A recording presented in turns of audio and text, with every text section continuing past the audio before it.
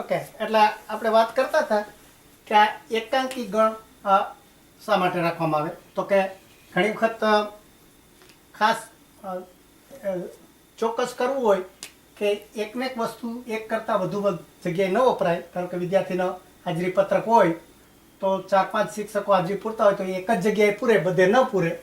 અને જો એ કમ્પ્યુટરનું હોય તો આપણે પહેલેથી કહી દીધું હતું કે એનો એક જ સભ્ય છે, એટલે કે એક જ પત્રક છે, તો બધા એક જ પત્રકમાં હાજરી પૂરી શકે અને કોઈ એમાં ગોટાળો ન થાય એવા જે ગણ તૈયાર કરે એને એકાંકી ગણ એટલે કે સિંગલટન સેટ કહે છે. અને પછી કહે છે કે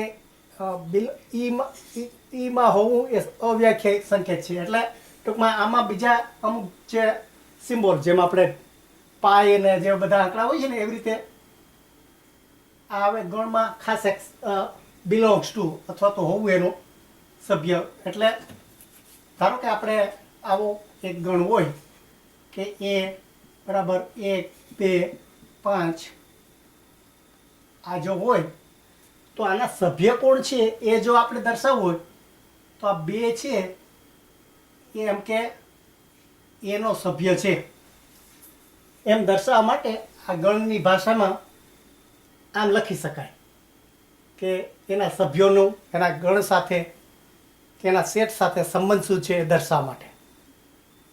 એટલે આ બિલોંગ્સ ટુ અથવા તો માં હોવું એવો અર્થ છે. હવે આ જ ગણમાં જો આપણે જોઈએ કે ત્રગડો કે ચોગડો નથી, તો ત્રગડો આનો સભ્ય નથી એમ કેવું હોય આ એ ગણનો, તો એનું સિમ્બોલ આ છે કે જે બિલોંગ્સ ટુ છે એમાં આડી ચોકડી મારી દો તો એનો સભ્ય નથી એમ. પછી જો કોઈ ગણની સભ્ય સંખ્યા નિશ્ચિત ઘનપૂર્ણાંક હોય તો તેને શાંત ગણ કહે છે, અને જે ગણ શાંત ન હોય તેવા ગણને અનંત ગણ કહે છે. ખાલી ગણને એ શાંત ગણ છે.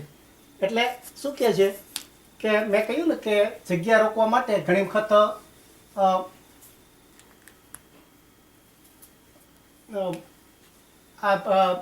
કેટલાક સભ્યો છે એ પહેલાં નક્કી કરવું પડે.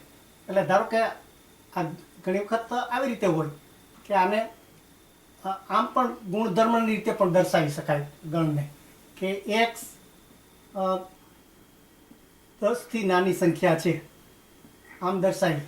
એટલે ગણિતની ભાષામાં કે આ એ છે એના સભ્યો છે x, એ x 10 થી નાના છે, એટલે એનો અર્થ આવી રીતે લખી શકાય કે આ 0, 1, 2, 3 આવી રીતે આ 10 સુધી લખી શકાય. પણ જો એમાં આપણે એને કેવું પડે x n નો સભ્ય છે એમ. એટલે આપણે એન હમણાં બહુ પેલું લીધું નથી, એટલે ખાલી ચોક્કસ આંકડાનો જ કહું છું. હા બરાબર. એટલે હવે એનનો કહીશું.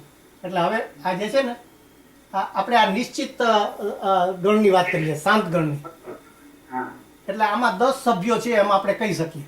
હા બરાબર. ત્યારે તેમાં કઈ કહેવાની જરૂર ન હોય પેલો n માંથી એમ. બરાબર. આ 10 સભ્યો છે એમ 1 થી આ 10 સુધીના આંકડા છે, આપણે 1 થી ગણીએ તો 10 સભ્યો છે એમ કહી શકીએ. પણ જો હું આવી રીતે કહું કે x છે એ x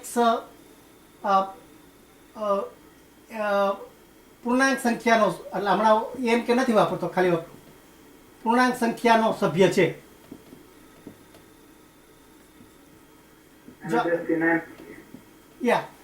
પેલું 10 ની સંખ્યા એટલે નિશ્ચિત થઈ ગયું.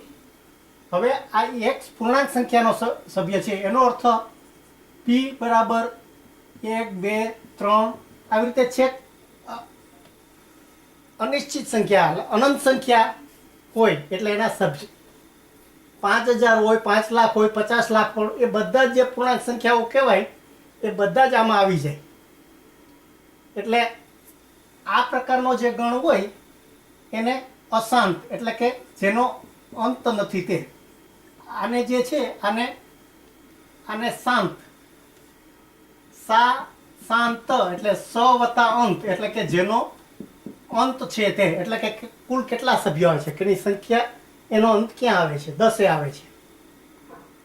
તો આને શાંત ગણ કહેવાય, આને અશાંત કહેવાય. અશાંત એટલે એની સંખ્યા નિશ્ચિત નથી. એટલે અંગ્રેજીમાં આને ફાઇનાઇટ અને આને અનફાઇનાઇટ એવા ગણ કહેવાય છે. અનંત ગણ છે, અનંત. હા, અનંત ગણ એટલે યા અશાંત કે અનંત કે શું છે? આ શાંત ના હોય અનંત. તો અનંત. યા અનંત ગણ, બરોબર. શાંત નહીં પણ અનંત શબ્દ વાપરે છે અહીંયા.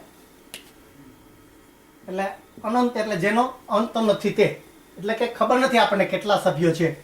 બધા જ જે પૂર્ણાંક સંખ્યા હોય બધી જ એમાં આવી જાય છે, એમ કહેવા માંગે છે. હવે પછી શું કહે કે ખાલી ગણ એ શાંત ગણ છે. એટલે કે એમાં સંખ્યા ખાલી ગણમાં ભલે એકય સભ્ય નથી, પણ છતાંય એને શાંત ગણ એટલા માટે કીધો. શાંત એટલે શૂન્ય, એ પણ નિશ્ચિત સંખ્યા થઈ. આ એ છે અને એના આપણે કીધું ને કે શાંત ગણ એટલે કેટલી સભ્ય સંખ્યા છે, એ શાંત બધા ગણ કહેવાય. આમાં સભ્ય સંખ્યા કેટલી? તો કે શૂન્યની. તો એ શૂન્ય પણ એક આંકડો જ છે અને નિશ્ચિત જ છે. એટલા માટે આને શાંત ગણ કીધો છે કે ખાલી ગણને. પછી જો ગણ એનો પ્રત્યેક સભ્ય ગણ બીનો પણ સભ્ય હોય તો ગણ એ ને ગણ બીનો ઉપગણ કહે છે. આ પરિસ્થિતિને સંકેતમાં એ બીનો ઉપગણ કહેવાય છે. એટલે હવે જો આપણે મેં કહ્યું ને કે આ ગણનો ઉપયોગ ગણિતમાં સરવાળા બાદબાકી ગુણાકારમાં થતો હોય છે. એટલે હવે સરખામણી કરવાની કે ઉમેરવાનું જો બધું આવશે ને એ આપણે ઉપગણની અને ગણની વાત કરશે. એટલે ધારો કે આ એક ગણ છે કે 2, 3, 5, 50 આવો એક ગણ હોય અને એક બી એવો ગણ હોય કે જેના 2, 3, 50 આવા સભ્યો હોય, તો આપણે આ જોઈને કહી શકશું કે આ જે આ 2 એ બીનો સભ્ય છે, 3 બીનો સભ્ય, 50 બીનો સભ્ય, તો પાછા એક એના સભ્ય છે. ધારો કે આપણે વિદ્યાર્થીના રોલ નંબર આપ્યા હોય તો આ આખો ક્લાસ હોય અને આ રમતગમતની ટીમ હોય. રમતગમતની ટીમમાં 2 નંબરનો વિદ્યાર્થી, 3 નંબરનો વિદ્યાર્થી, 50 નંબરનો વિદ્યાર્થી ભાગ લેતો હોય, તો આ 9મા ધોરણનો વર્ગ છે એમ કહીએ. આ એ છે 9મા ધોરણના વર્ગના બધા જ વિદ્યાર્થીઓ, બી છે એ 9મા ધોરણના રમતગમતમાં ભાગ લેતા વિદ્યાર્થીઓ. તો આને ગણની ભાષામાં શું કહી શકાય કે બી છે એ એનો ઉપગણ છે. એટલે અને એની નિશાની આ રીતે છે. એટલે આ બધા આપણે સિમ્બોલ આગળ શીખી ગયા છીએ કે બિલોંગ્સ ટુ, આનો સભ્ય છે કે નહીં, અને આ ગણ છે એ 2 ગણની વચ્ચે એ પેલો ઉપગણ છે કે નહીં. હવે આ પાયાની વસ્તુ થઈ કે એના સંકેતો કેવી રીતે આવે અને મુખ્ય જે ગણના પ્રકાર છે. હવે ઉપગણ વિશે થોડી વાત કરે છે કે ખાલી ગણ એ પ્રત્યેક ગણનો ઉપગણ છે. સંકેતમાં પ્રત્યેક ગણ માટે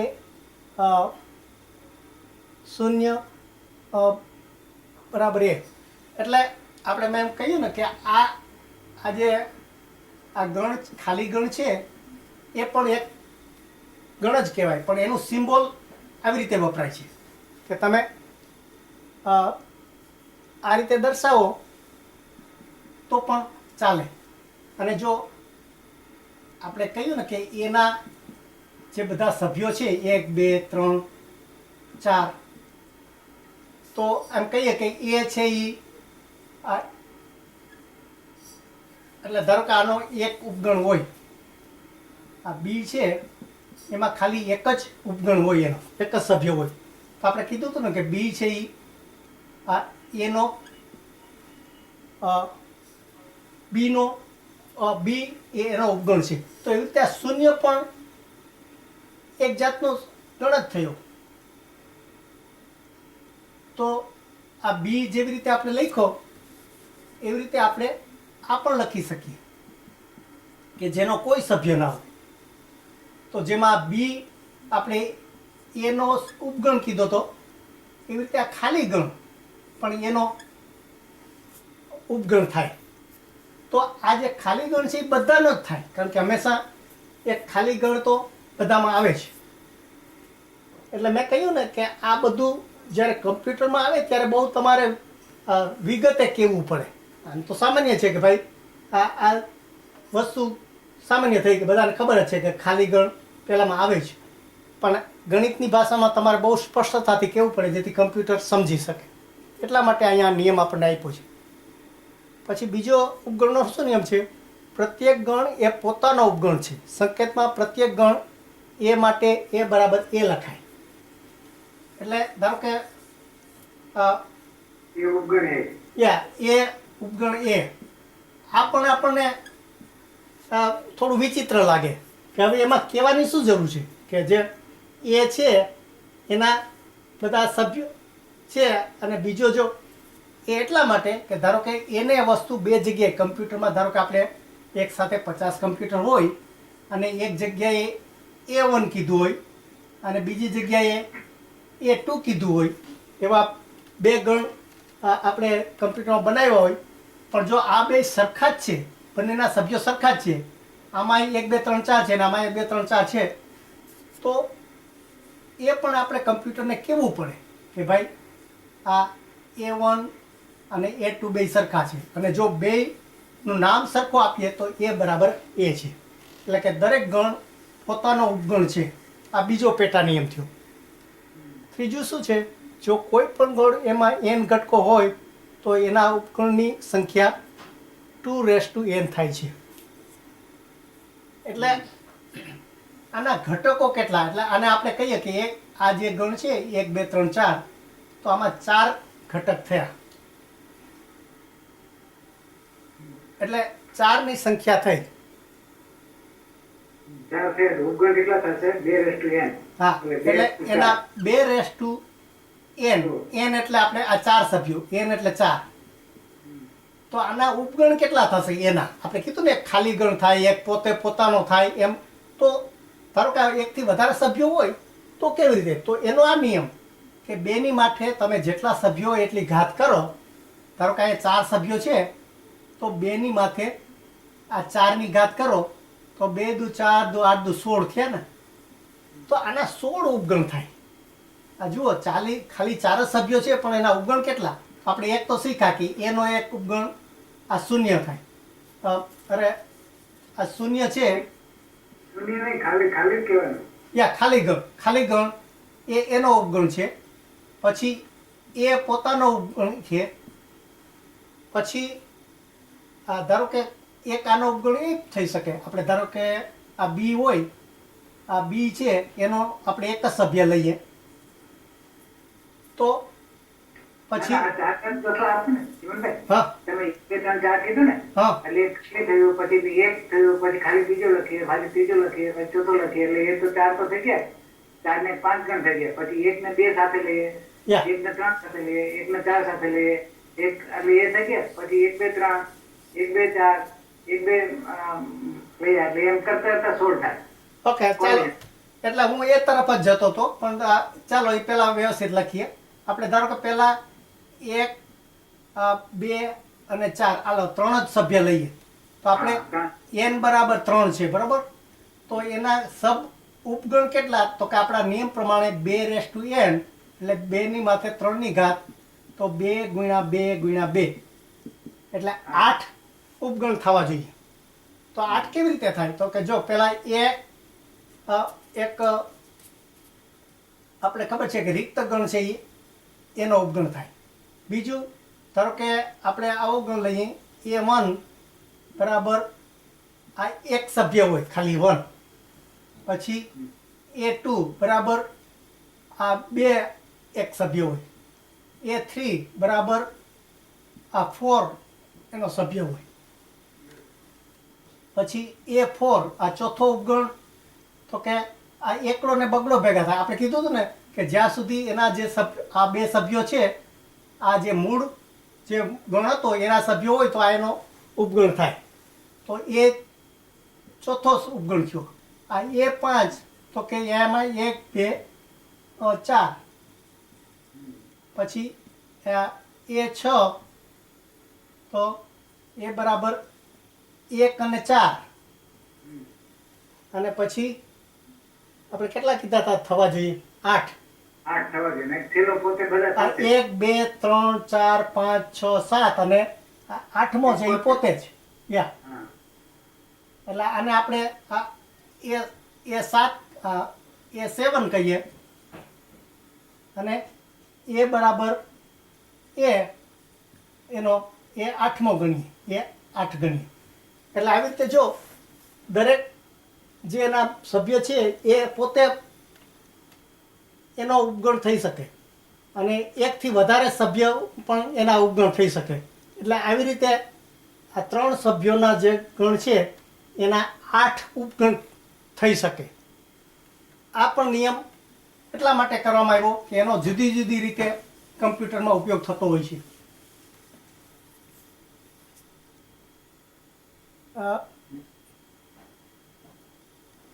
હવે પ્રત્યેક ગણે પોતાનો ગણ જો કોઈ પણ ગણમાં n ઘટકો હોય તો આપણે એ શીખી ગયા પછી હવે આપણે બીજા જે જુદા જુદા ગણો શીખાતા ખાસ કે આપણે n ગણ પછી z ગણ q ગણ અને r ગણ એવા 4 ગણ આગળ શીખી ગયા હવે n એટલે શું હે હોલ નંબર આવે n પછી હોલ w પણ આવે પણ મને લાગે આ લોકો ગણતા નથી પહેલામાં ઝીરો હા, કઈ વાંધો નહીં, ચાલે. યા એટલે આ n એટલે નેચરલ નંબર આ નેચરલ નંબર એટલે નેચરલ નંબરનું આપણે કયા કહેવાના કે 1 2 3 આવી રીતે છેક અનંત સંખ્યા હોય એ બધા નેચરલ હવે ઝેડ એટલે એમાં ઝેનથ એવું નામ છે જર્મન નામ છે એટલે એના ઉપરથી પડ્યો છે પણ એમાં આ નેગેટિવ નંબર આવે કે નેગેટિવ અનંત સંખ્યાથી માંડી -3 -2 -1 0 1 2 3 અને પછી આવી રીતે આનું એટલે આ એક ઝેડનો ગણ થાય એવી રીતે હવે ક્યુનો ગણ શું થાય ક્યુનો ગણ આ એટલે આ p/q સ્મોલ ક્યુ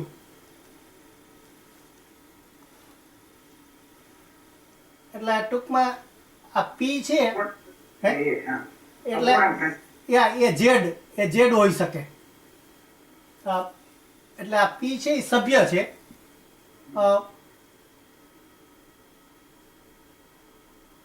એ p z નો સભ્ય હોય અને q છે એ n નો સભ્ય હોય હા. યા આ p છે એ z નો સભ્ય હોય અને q છે એ n નો સભ્ય એટલે ટૂંકમાં છેદમાં 0 ન આવે બરોબર એટલે આને કોન્ટિનન્ટ એટલે q એટલે કોન્ટિનન્ટ એટલે ભાજક ભાગાકાર આપણે જે p ગુણાકાર છેદ અંશ અને છેદ મૂકી શકીએ જે આંકડા એ બધા q માં આવે અને r એટલે આ રિયલ નંબર એટલે રિયલ નંબરમાં શું આવે કે આ પોઝિટિવ નેગેટિવ એટલે આને જો q ને આપણે અપૂર્ણાંકમાં પણ દર્શાવી શકીએ કે 1.5 2.5 કે આવું બધું આવી શકે હવે r માં શું આવે કે r માં 1 આવે 1.5 આવે એ તો આવે પણ √2 અને √3 એવા નંબર પણ આવી શકે એટલે આ નંબરના જુદા જુદા આપણે ગણો શીખ્યા તો હવે એના સંબંધની વાત કરે છે કે જો આપણે ઉપગણને વાત કરતા હતા ને તો આ n છે એ z માં સમાઈ ગયો છે આ z છે એ q માં સમાઈ ગયો છે અને q છે એ r માં સમાઈ ગયો છે એટલે ગણની ભાષામાં આપણે કેવું હોય તો n એ z નો ઉપગણ છે આ z છે એ q નો ઉપગણ છે અને q છે એ r નો ઉપગણ છે એટલે આપણે પેલા આગલા ધોરણમાં બધા શીખી ગયા કે આ n શું થાય z શું થાય q થાય r થાય હવે અહીંયા આપણે એના આ ઉપગણની ભાષામાં વાત કરી છે કે ઉપગણો કેવી રીતે એકબીજાનો સંબંધ છે કે n છે એ z નો ઉપગણ છે ઝેડ છે એ ક્યુનો ઉપગણ છે અને આર છે એ ક્યુનો. હવે એને હું બીજી રીતે પણ દર્શાવી શકું કે આ સર્કલમાં ધારો કે એનના બધા સભ્યો આવતા હોય 1 2 3, એની ઉપર જો હું કરું તો આ ઝેડનું સર્કલ કરું તો એમાં આ બધા ઋણ પૂર્ણાંકને બધા આવી જાય. એની ઉપર હું જો પેન બદલું,